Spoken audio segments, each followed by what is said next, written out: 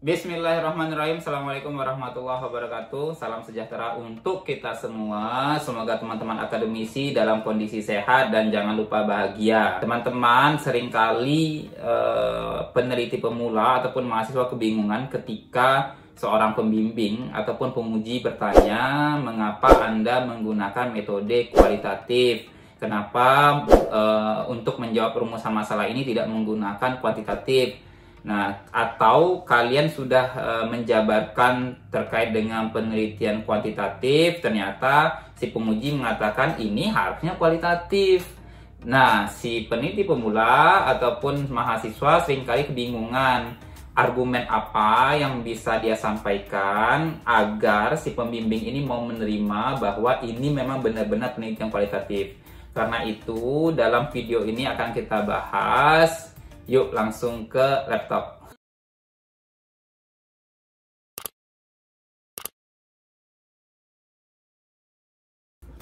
Teman-teman, kalau Creswell, dalam buku Creswell maksudnya, itu menjelaskan ada 3 alasan sebenarnya yang bisa digunakan oleh seorang peneliti atau seorang mahasiswa untuk memperkuat argumen bahwa saya ini benar loh penelitiannya kualitatif atas dasar 3 hal ini. Nah, ini yang diajarkan oleh Creswell, jadi bukan pendapat saya pribadi. Yang pertama adalah dari sisi asumsi filosofisnya. Yang kedua dari penggunaan pendekatan penelitian. Kalau Creswell itu mengatakan bahwa strategi-strategi penelitiannya. Dan yang ketiga dari sisi metode pengumpulan datanya. Pertama kita kuak satu dulu, asumsi filosofis itu apa? Asumsi filosofis itu seperti ini. Ketika seorang mau melakukan penelitian atau mengangkat sebuah topik penelitian, dia memiliki sebuah alasan kuat atau sebuah keyakinan yang mendasari penelitiannya tadi. Nah, untuk alasan-alasan tersebut atau keyakinan tersebut biasanya dia bawa sejak atau sebelum dia melakukan penelitian. Misalnya seperti ini. Saya merupakan seorang peneliti di bidang manajemen Islam. Nah, otomatis kajian-kajian saya atau fenomena yang saya amati itu hanya sebatas manajemen Islam di organisasi saja. Ketika ada seseorang yang mengajak saya, yuk San melakukan penelitian tentang matematika. Nah, itu biasanya saya cenderung menolak. Karena apa? Saya memiliki sebuah asumsi di dalam diri saya bahwa untuk menguak sebuah kebenaran itu saya hanya ingin fokus di area-area manajemen Islam saja. Artinya apa? Itu adalah keyakinan dalam diri dan ketertarikan saya terhadap sebuah disiplin ilmu begitu. Yang ketiga itu memang ada alasannya terkait dengan keinginan untuk memecahkan sebuah masalah. Artinya apa? Ketika saya mengajukan sebuah pertanyaan penelitian, nah itu hanya bisa dijawab menggunakan pendekatan atau penelitian kualitatif misalnya. Yang ketiga, keinginan untuk memecahkan sebuah masalah. Seorang peneliti itu kan memulai penelitiannya dengan sebuah kasus. Itu yang terbaik ya. Meneliti dengan sebuah kasus kemudian mengajukan sebuah pertanyaan. Ketika pertanyaan sudah muncul, itu akan perdebatan selanjutnya adalah ini dijawab menggunakan metode kualitatif atau kuantitatif. Nah, misalnya peneliti mengatakan bahwa ini adalah metode kualitatif. Ketika dia menentukan tersebut, ada asumsi ataupun keyakinan mendasar dalam dirinya bahwa memang metode tersebut cocok digunakan begitu. Karena itu, si Creswell ini mengatakan bahwa setiap metode, apa itu kualitatif, kuantitatif, ataupun mixed method atau metode campuran dari kualitatif dan kuantitatif, itu ada filosofis dasarnya.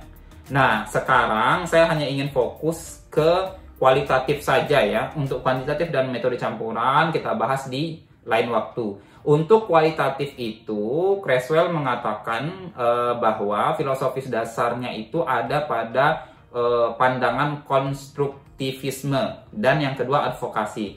Apa itu konstruktivisme? Konstruktivisme itu semacam pemahaman yang ada dalam diri seorang peneliti bahwa pemecahan masalah itu hanya bisa dilakukan ketika peneliti masuk ke dalam objek penelitiannya secara mendalam. Jadi tidak bisa menggunakan variabel-variabel tertentu seperti kuantitatif. Misalnya ketika terjadi masalah pembunuhan di ruang kelas misalnya, ada pembunuhan di ruang kelas. Nah, kalau kuantitatif itu dia hanya bisa meneliti variabel-variabel saja. Apakah ini mempengaruhi ini? Apakah pengaruh X ini yang menyebabkan seorang ini terbunuh? Kalau untuk kualitatif, dia tidak bisa seperti itu. Apalagi seorang peneliti ingin mengajukan pertanyaan bagaimana bisa terjadi pembunuhan. Faktor-faktor apa yang menyebabkan terjadi pembunuhan. Itu tidak bisa dijawab oleh kuantitatif. Akan ada makna yang harus digali oleh peneliti untuk menjawab kenapa terjadi pembunuhan. Nah, kan sifatnya konstruktif ya. Konstruktif itu semacam membangun ulang atau mencari pengetahuan ulang terhadap kejadian yang sudah terjadi. Nah, itulah filosofis dasar dari penelitian kualitatif. Yang kedua itu ada yang disebut dengan advokasi. Kenapa muncul pola advokasi? Karena konstruktivisme ini kan lebih pada kajian-kajian di masa lalu ketika sudah terjadi, kemudian dikonstruk ulang agar diketahui, agar seseorang itu mengetahui lah secara mendalam, oh ternyata pembunuhan ini terjadi atas faktor-faktor ini, penyebabnya ini, prosesnya seperti ini. Detail ya kalau kualitatif itu dan mendalam. Sedangkan untuk yang sifatnya aksi, nah itu cenderung tidak terpenuhi oleh konstruktivisme ini. Nah, sekitar tahun 1980-an itu muncul perspektif baru atau filosofis baru yang melengkapi filosofis konstruktivisme ini, yaitu advokasi. Advokasi ini tujuannya apa? Agar bagian-bagian yang seperti riset aksi itu terpenuhi juga. Ini adalah filosofis dasarnya. Kemudian saya masuk ke slide berikutnya terkait dengan pendekatan penelitian. Ketika mengajukan sebuah pertanyaan penelitian, tentu teman-teman harus mengetahui ini pendekatannya apa ini. Misalnya, ketika teman-teman melakukan penelitian budaya yang sifatnya ingin mengetahui bagaimana corak kehidupan masyarakat, tentu itu tidak bisa didekati dengan pendekatan studi kasus yang sifatnya mungkin temporer begitu, atau menggunakan fenomenologis. Harus menggunakan studi etnografi. Nah, terkait dengan pendekatan ini nanti akan saya buatkan video tersendiri. Tetapi teman-teman harus mengetahui dulu bahwa pendekatan penelitian itu untuk kualitatif itu ada studi kasus, etnografi, fenomenologi, grounded teori, narasi, dan kepustakaan. Nah, misalnya teman-teman ingin mengkaji naskah terdahulu, ya itu kan harus pendekatannya kepustakaan. Nah, misalnya nih, teman-teman melakukan penelitian terhadap naskah terdahulu. Kemudian seorang penguji atau dosen mengatakan, misalnya dosen ini menguji kalian misalnya. Kenapa kamu menggunakan pendekatan ini? Harusnya ini kan kuantitatif. Nah, ketika kalian ngeblank, itu biasanya kalian dengan mudah diarahkan. Akhirnya apa? Penelitian kalian jadi hancur dan tidak tertata. Tetapi ketika kalian mengatakan, Pak, ini kan naskah terdahulu, Pak. Sehingga saya harus mendekatkan penelitian ini ke pola kepustakaan. Kalau sudah pola pustakaan itu bukan polanya kuantitatif, Pak. Itu polanya kualitatif. Karena apa? Saya harus membaca, kemudian saya tidak membagikan kuesioner dan lain sebagainya. Nah, ketika kalian punya alasan-alasan seperti ini, si penguji itu biasanya memang menerima jawabannya. Terkadang dosen itu bukannya tidak mengetahui, tapi hanya menguji mahasiswanya saja. Benar nggak dia ini tahu alasan kenapa menggunakan kualitatif atau kuantitatif? Begitu ya untuk pendekatan. Kalau selanjutnya dari sisi metode pengumpulan data, untuk metode pengumpulan data ini ya standar ya, kualitatif. Dia biasa menggunakan wawancara, observasi, dokumentasi, ada focus group discussion. Kalau kuantitatif itu ya biasanya menggunakan kuesioner tadi, kemudian untuk campuran itu biasanya ada wawancara, observasi, dokumentasi, focus group discussion, dan kuesioner. Artinya apa? Campuran di antara keduanya. Nah, maksud saya seperti ini. Ketika ada sebuah masalah tersebut, misalnya kayak pembunuhan di dalam, misalnya seperti ini. Kita masuk ke kasus yang sebelumnya tadi tentang pembunuhan seorang mahasiswa atau siswa di dalam kelas.